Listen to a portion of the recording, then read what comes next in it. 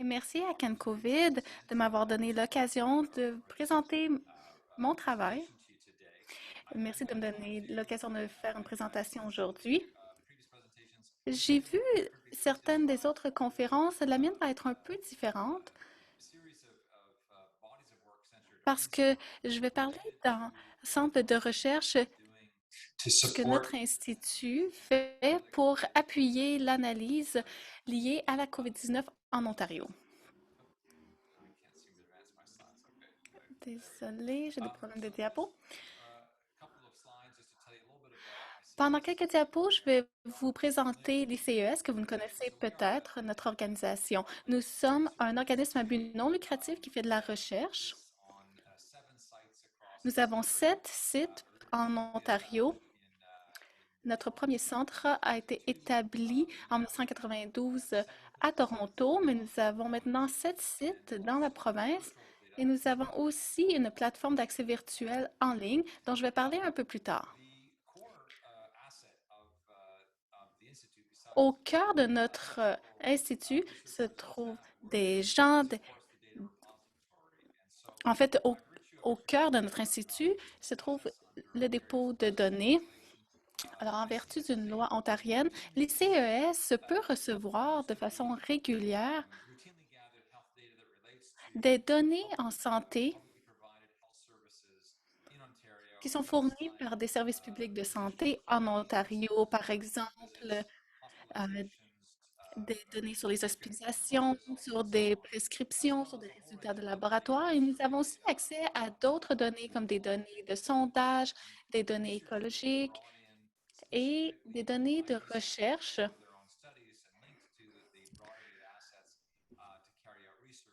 Et nous utilisons ces données pour faire des recherches.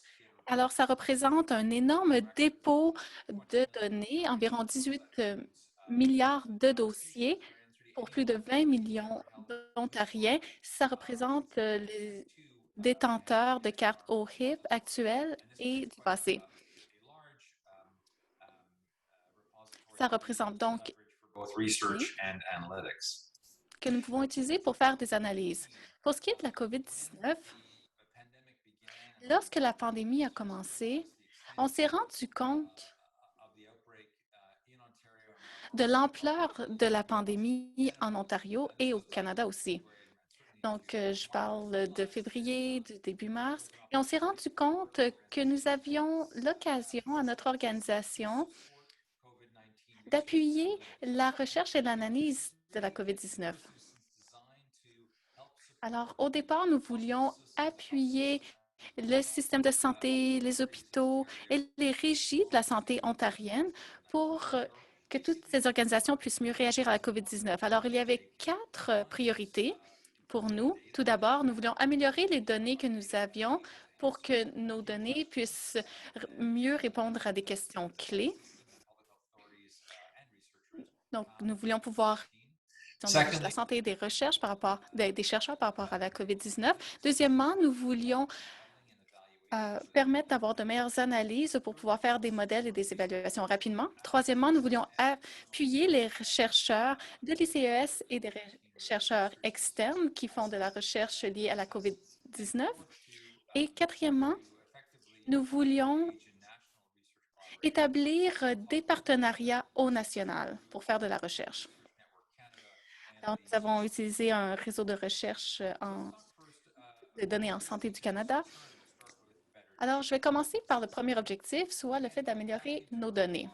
Alors, au début mars, nous nous sommes rendus compte que la façon dont nous recevions des données n'allait pas bien fonctionner pour nous aider à pouvoir faire de meilleures analyses pour les services de santé. Bon, par exemple, si on regarde le système de laboratoire de l'Ontario, c'est un all of que the nous recevons souvent ici à l'ICES et ça comprend des résultats de laboratoire pour des Ontariens, mais nous les recevons à chaque trimestre, alors à tous les 3 mois.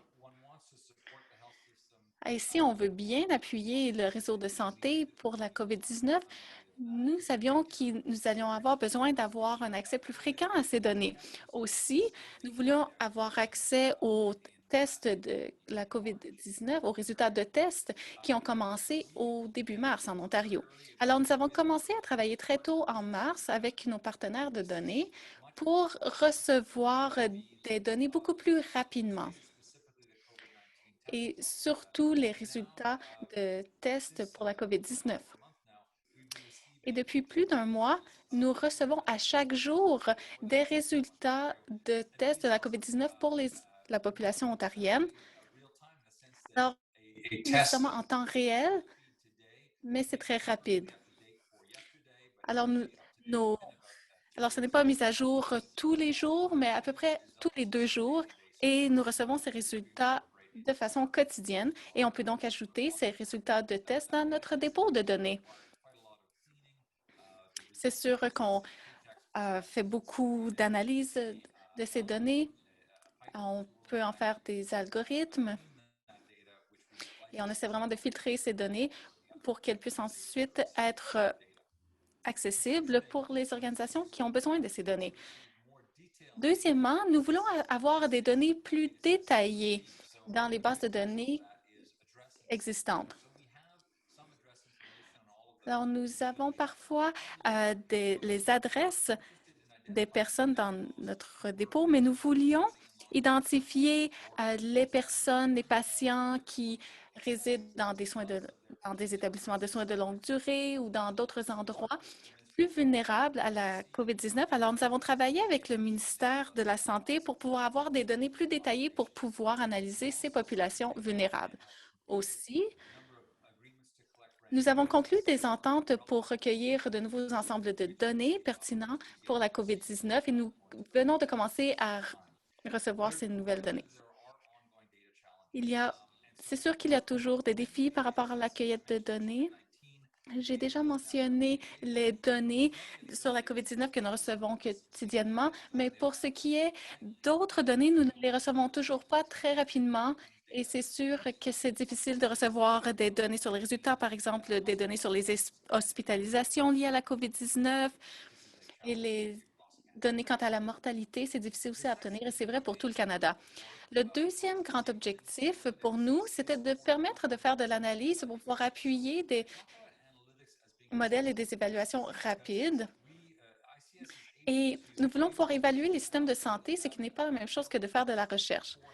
Avec les données auxquelles nous avons accès, nous voulons pouvoir évaluer les systèmes de santé, mis à part de la recherche. Alors, c'est un processus distinct en vertu de notre loi, et je ne vais pas y aller en détail, mais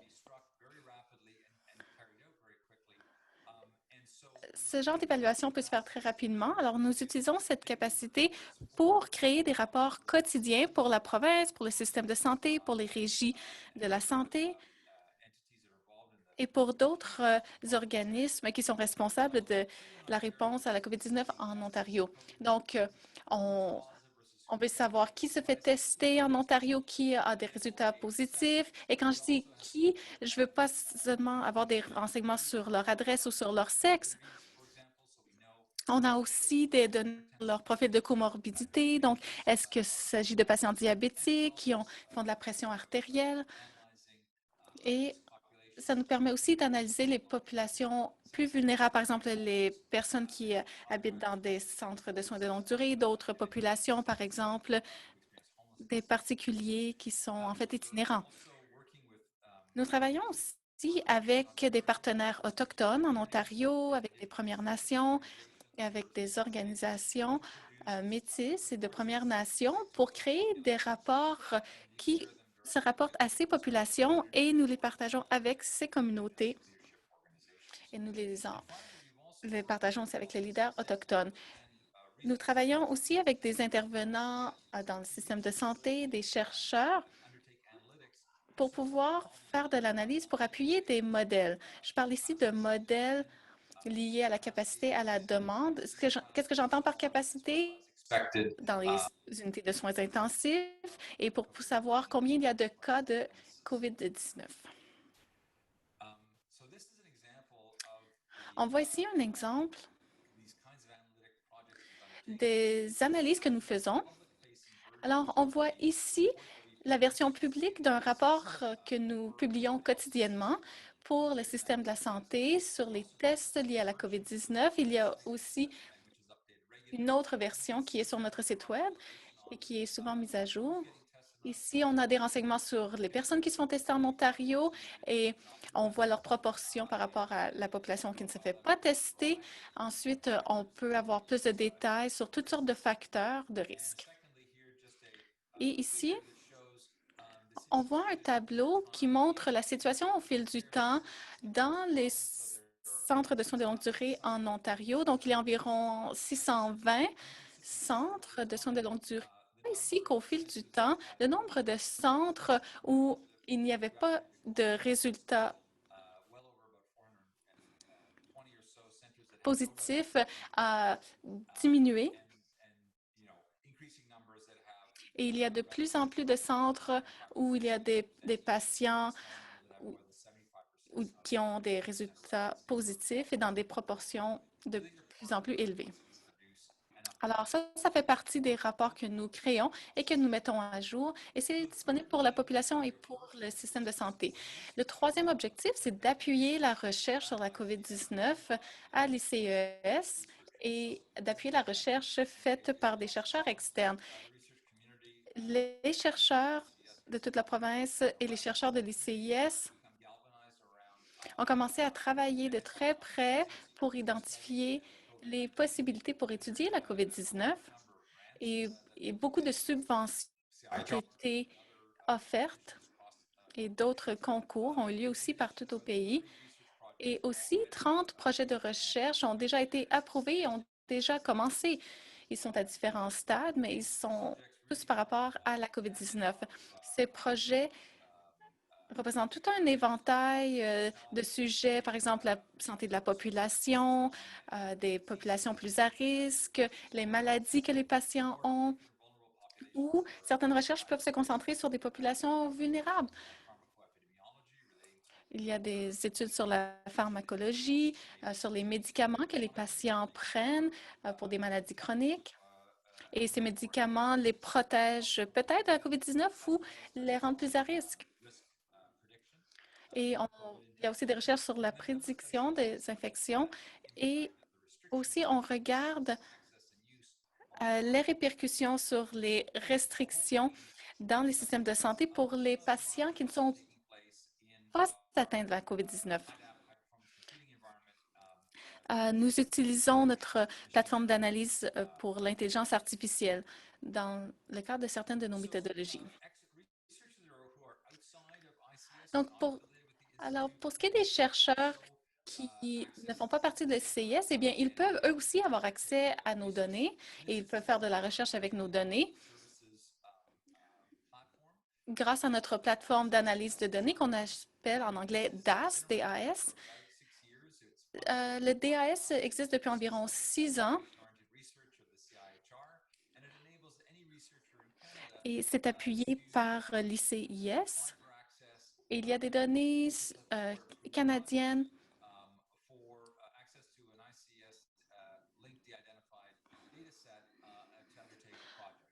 Alors, les chercheurs peuvent avoir accès à nos données. Donc, pour les résultats de tests de la COVID-19, eh bien, les données se retrouvent ici et des chercheurs externes peuvent y avoir accès pour faire leurs propres recherches.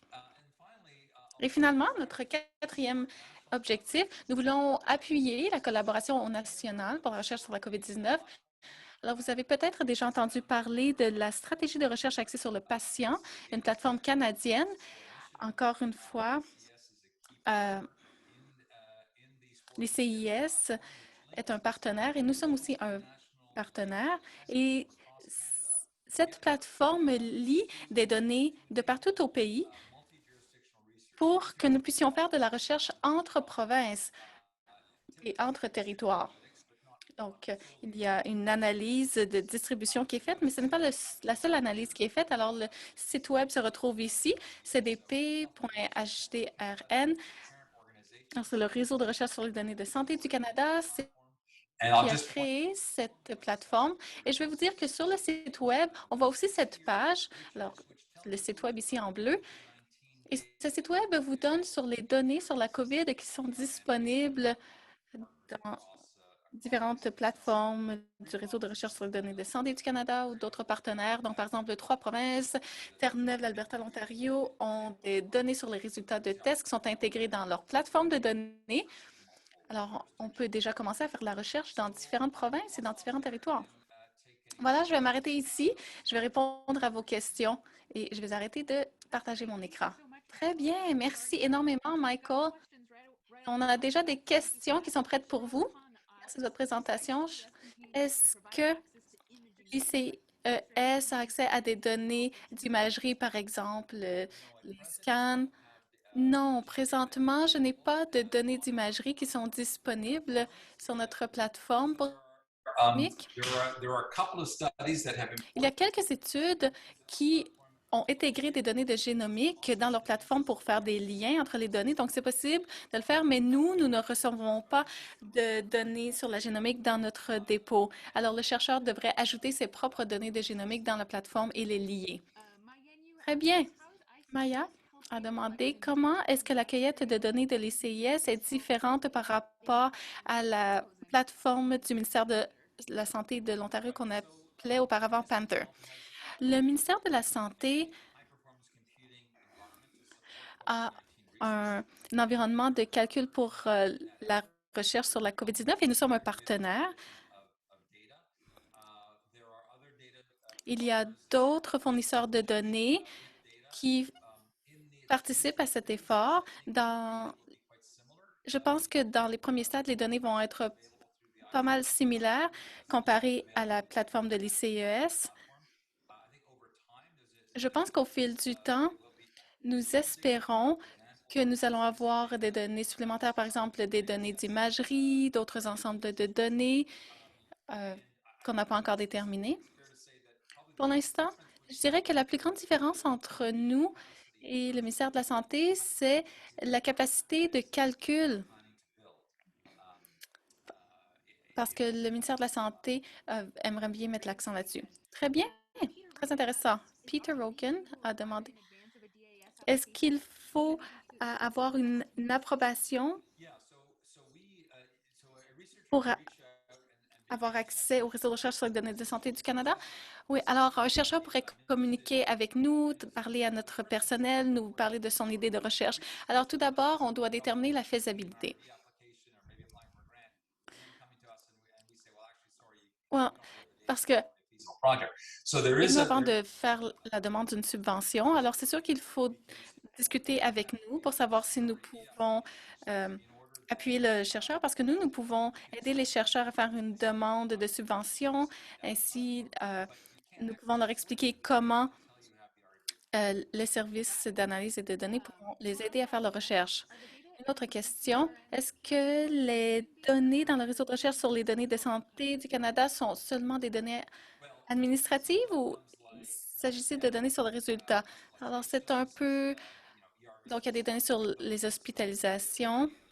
Alors, ce type de données se retrouverait dans le réseau. Si vous avez besoin de données, par exemple, si vous devez savoir si un patient a eu un certain diagnostic, puis on pourrait trouver ces données avec les données d'hospitalisation, mais si vous voulez... Mais pour certaines choses, ça dépend des détails. Une de nos priorités à nous, c'est d'essayer d'harmoniser les données dans chacun de nos centres.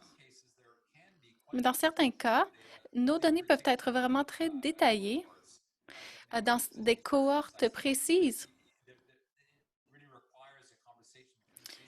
Mais il faut vraiment que les chercheurs se parlent ou parlent avec le personnel pour savoir quelles données sont disponibles et dans quelle province elles le sont. Très bien. Excellente réponse. Y a-t-il des données sur les essais cliniques pour des mesures de prévention ou pour des vaccins potentiels? Réponse, il n'y a pas de données sur les vaccins parce qu'on n'a pas encore de vaccins, mais la plateforme, en principe, a été créée pour pouvoir aider les essais cliniques qui voudraient lier un ensemble de données à des données administratives pour étudier les résultats ou pour étudier l'utilisation de patients qui ont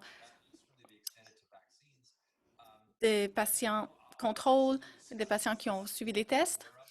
Euh, pour l'instant, nous n'avons pas eu de discussion sur les essais cliniques pour des vaccins. Un membre de faculté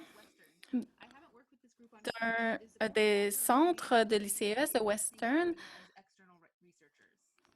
demande si l'accès est le même que pour un chercheur externe. Eh bien, si un chercheur a un rendez-vous à l'ICES, eh bien, cette personne sera considérée. Oh, en fait, si vous avez une nomination à l'ICES, vous êtes considéré chercheur de l'ICES. Donc, l'accès ne diffère pas, mais les coûts sont les mêmes. Que vous soyez un chercheur de notre institut ou non, les coûts sont les mêmes. Mais en fait, certaines données ne seront pas disponibles parce que parfois des données appartiennent à certains de nos partenaires et les partenaires veulent que certaines données soient utilisées à l'interne seulement. Alors, ma réponse est ça dépend de ce que vous voulez étudier. Je ne sais pas si l'accès peut varier pour certaines données. Est-ce que nous pouvons avoir une liste de données sur la COVID-19 pour un chercheur ou est-ce qu'il faut faire une recherche, une ligne à la fois dans le dépôt de données? Est-ce que si la question c'est quelles données sont disponibles sur la plateforme, eh bien, nous avons un dictionnaire de données. Il y a un lien sur la page web pour déterminer quelles données sont disponibles sur la plateforme DAS. Et les tests, les résultats de tests de la COVID-19 font partie de cette donnée, mais les choses changent extrêmement rapidement. Il y a beaucoup de données qui sont disponibles. Alors, je pense que les chercheurs devraient communiquer directement avec nous. Il y a une adresse courriel sur le site web du DAS et vous pouvez même nous appeler et vous pouvez nous demander quelles données sont disponibles pour répondre à des questions de recherche précises. Nous n'avons plus de questions. Est-ce que quelqu'un est en train de taper une question? Je ne vois pas les gens taper en direct. Vous nous avez donné beaucoup de renseignements et ça semble être un outil très utile qui pourrait être utilisé par beaucoup de chercheurs. C'est formidable. On ne semble pas avoir d'autres questions. Alors, nous allons tout simplement conclure. Merci encore beaucoup, Michael Shaw. Ah! Une question vient d'arriver. Un des obstacles, c'est le coût onéreux d'analyser les données. C'est vrai qu'il y a des coûts associés à l'accès de données. C'est la raison pour laquelle, en fait, nous ne recevons pas de financement pour tous les aspects des données, donc recueillir les données, les analyser, les rendre publiques de façon sécurisée pour les chercheurs. Alors, nous travaillons avec des chercheurs constamment et nous essayons de déterminer comment la recherche peut être faite de façon plus efficace. Alors, si un chercheur vient nous voir et nous pose une question précise, nous allons essayer de comprendre quelles ressources pourraient les aider pour que leur recherche soit aussi efficace que possible et aussi peu coûteuse que possible. Très bien. Alors, si quelqu'un a des questions, il faut tout simplement communiquer avec les CES. Oui, nous avons une équipe qui appuie les chercheurs. Alors, j'encourage tout le monde à nous appeler, à nous envoyer un courriel, à parler à notre équipe. Notre équipe, une partie de notre équipe est composée de scientifiques et les autres sont des analystes. Et les scientifiques comprennent très bien les détails des données, comprennent dans quel domaine, quelles données pourraient être utiles et nous pourrons vous donner des conseils sur la méthodologie. Formidable. Merci encore beaucoup de votre temps. Merci à tout le monde pour vos questions. Un petit rappel, nous avons des conférences chaque mardi et chaque vendredi de 16h à 16h30. Vous pouvez trouver les informations pour vous connecter sur le sac de la CanCovid. Bonne fin de journée. Au revoir.